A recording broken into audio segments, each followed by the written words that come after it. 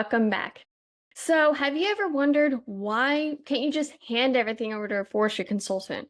I mean, if I am recommending for you to work with a forestry consultant, doesn't it just make more sense to just get one from the start and hand it over to them to let them make those decisions and not even worry about all of this overwhelming anxiety and angst that you are putting yourself through trying to decide like what is best? Like, let the experts handle it, right? Well, no. The answer is no. I don't want you to just hand everything over to the consultants. Now, I want you to work with the forestry consultants, but it is not their land. And you need to always remember that. It is your land. It is your decisions. They are working to get your vision and your goals executed onto the property. Ultimately, it is our own biblical responsibility to be in charge, to steward this land. It is not our responsibility to hand off this responsibility. Now, there's nothing wrong with doing some delegation. This is why I want you to utilize your forestry consultants and other resources to delegate getting work done, to delegate different areas.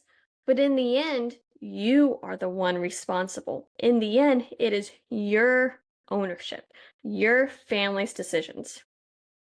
So let's look at the role of the forestry consultant in this whole land management, forest management hierarchy of things. And to start with, we're going to be looking at Proverbs. Of course, the book of wisdom. Proverbs 11:14 says, "Where there is no guidance, a people falls, but in abundance of counselors there is safety." Where there is no guidance, people fall. When you don't have any type of expert guidance looking at what you're trying to do, ultimately you're going to stumble and fail over and over again because you don't have that expert advice. Compared to when there's an abundance of counselors, there is safety. When you're working with these professionals, you know you're getting sound recommended advice. Now, take note. It says counselors, there is safety. That means they are providing their different advice, but it is up to you to make that ultimate decision. Now let's look at Proverbs 12:15, of course. "The way of the fool is right in his own eyes, but wise man listens to advice."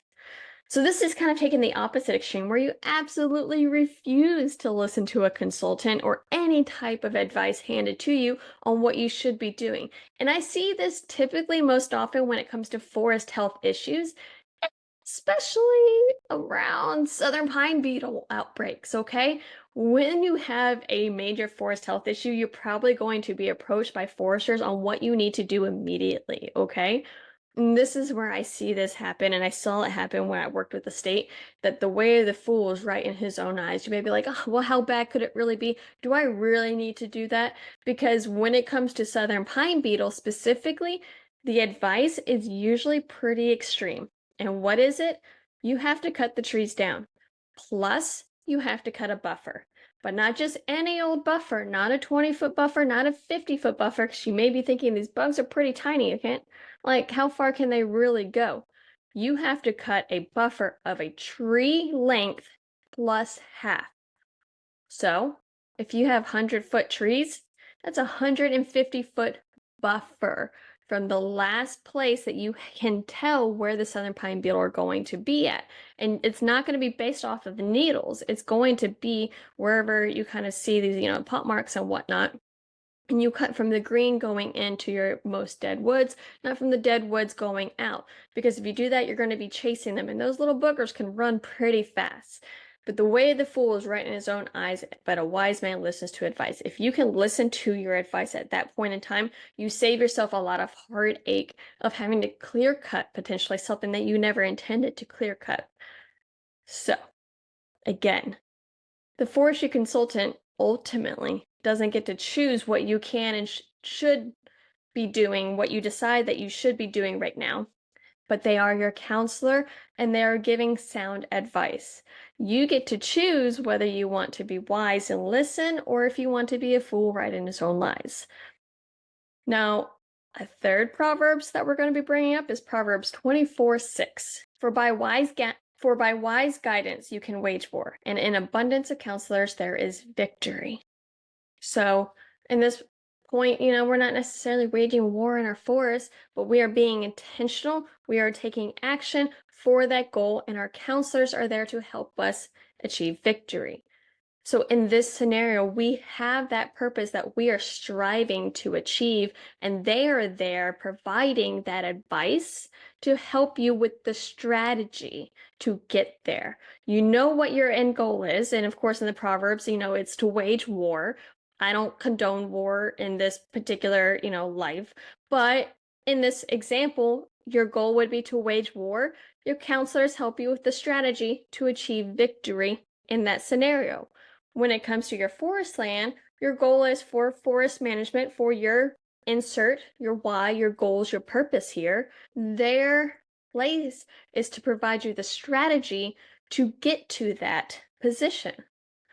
In all three of these different examples, they are the counselors, they are the expert advice, but what you do and the ultimate decision to move forward is in your hands. Okay? And that is why it is so important for you to remember this different hierarchy. They are the experts and you should listen to their advice, but you are in charge. Now, I have a different scenario besides Proverbs to share this kind of example, maybe a little bit more tangibly than these proverb parables, okay? And we're going to be jumping over to Genesis 41 verses 28 through. This is going to be the story of Joseph and his, coat of many colors. But we are fast forwarding from that such a well-known story of the coat of many colors to that end placement. Okay, because from that scene to where we're talking about now is about 20, 30 years. I don't remember the exact time span, but he's gone through a lot of different stuff during these points during this time period. So he is a full-on adult man at this point in time. Okay? And I'm just going to go ahead and kind of read this scenario for you, and then I'll share with you what is so important. Okay? So again, it's Genesis 41, verses 28 through 40. It's just as I said to Pharaoh, God has shown Pharaoh what he's going to do. 7 years are coming when there will be plenty of food in Egypt, and then will come 7 years of famine. People will forget that there was plenty of food in Egypt, and the famine will ruin the land. People won't remember that there was once plenty of food in the land because the coming famine will be so severe. The reason Pharaoh has had a reoccurring dream is because the matter has been finally decided by God, and he will do it very soon. Pharaoh should look for a wise and intelligent man and put him in charge of Egypt. Make arrangements to appoint supervisors over the land to take a fifth of Egypt's harvest during the 7 good years. Have them collect all the food during these good years and store up the grain under Pharaoh's control, to be kept for food in the cities. This food will be a reserve supply for our country during the 7 years of famine that will happen in Egypt. Then the land will not be ruined by the famine.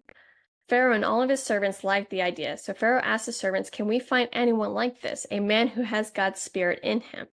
Then Pharaoh said to Joseph, "Because God has let you know all of this, there is no one as wise and intelligent as you.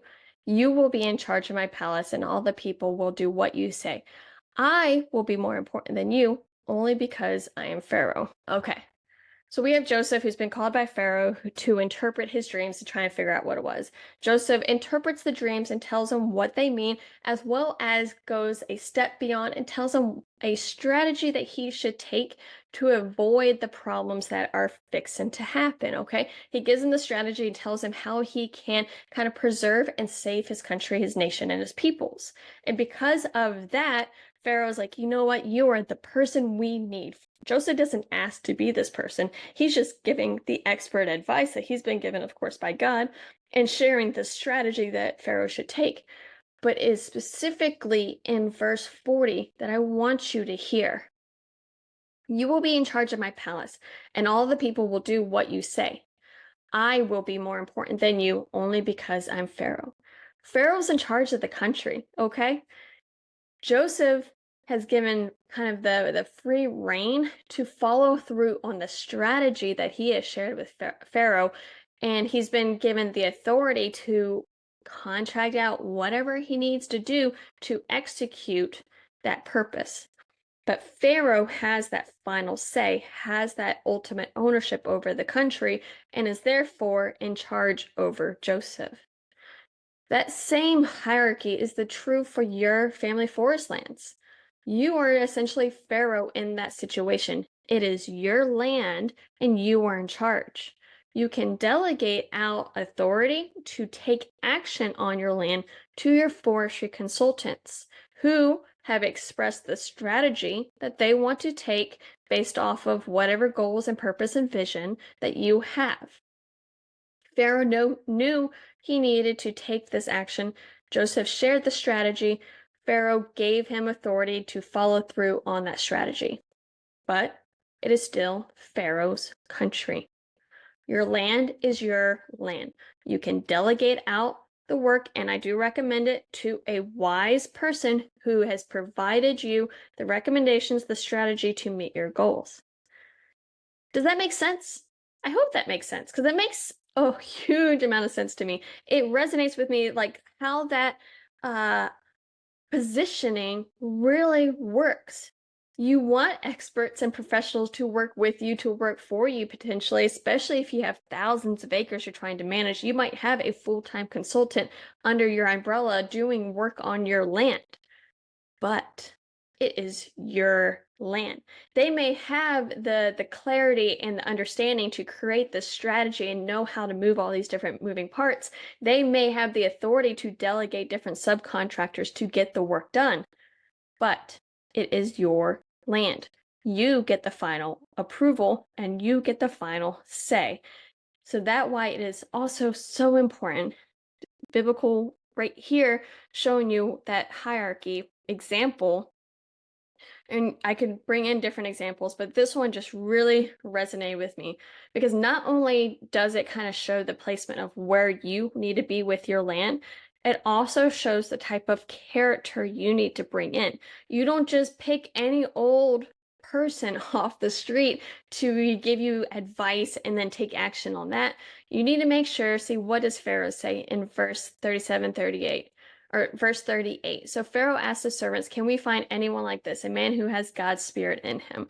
So I would say you need to find someone with God's spirit, but just someone that's wise. Joseph says you need to make arrangement to appoint supervisors. He says you need to look for a wise and intelligent man. You don't need to just pick anybody to be in charge of all this, especially if you have thousands of acres. But I would also say this, if you have 15 acres, you need to make sure that the person that you are delegating to do this work, to execute on the vision and the strategy, is someone that you can trust, is someone who is aligned with your values and your goals.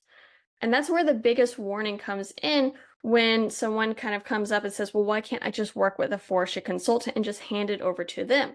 It's almost like you're trying to wash your hands clean of any mistakes that might happen out there. Because then you can be like, oh, I didn't do that. They did that and it was their mistake, but it's your land. It's like you don't actually want to have the responsibility, so you're just throwing it off. And if you don't know what your consultant's doing, what actions they may be taking, they could be solid, strategies, solid operations, solid management techniques, but it may not help you get to the vision that you have in your eye that maybe you expressed or maybe you didn't express.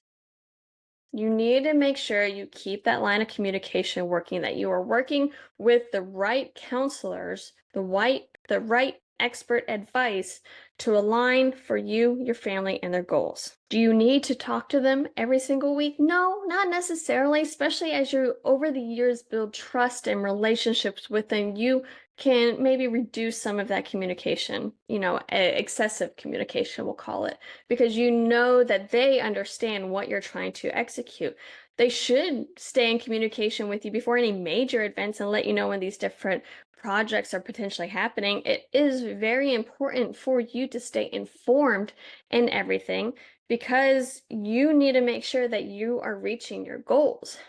If you have someone working with you or for you, and you're not sure if you're actually reaching your goals, if you don't understand what they're doing to get to where you want it to get to, you're gonna be very disgruntled. You're gonna be very frustrated, even because you're gonna feel like you're wasting money and you don't see how that is helping you get to your purpose, how that's helping you get to that vision. What does that really do?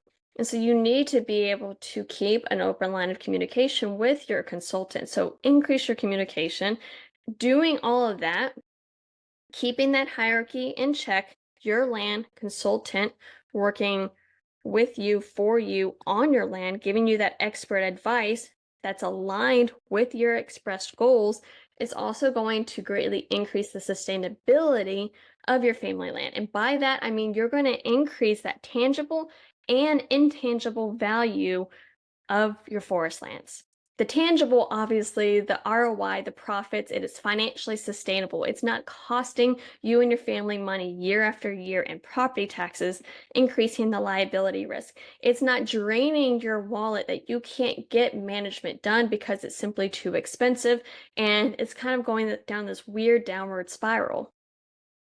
And then the intangible value part is that thing that you can't quite put your finger on, but it grows your connection not only with you and the land, but with the next generation, the beneficiaries. Because not only do they see that it's financially sustainable, it's not a liability, they themselves are also more connected with the land because you've increased the sustainability with it by staying in better communication with your consultants, by increasing that education, that communication, and just everybody knows kind of what's going on, where you're aligning to, where you're striving to get to. You don't just have a consultant out in the woods doing this management work that you're not talking with. And if you're not talking with them, you can probably bet your next generation kids aren't talking to them. So, what do you think is going to happen when they inherit the property? Maybe you still have the same consultant or not, and there's been no communication. They just know that they have a consultant, they don't know what he's doing. Do you think they're going to trust his opinion or advice?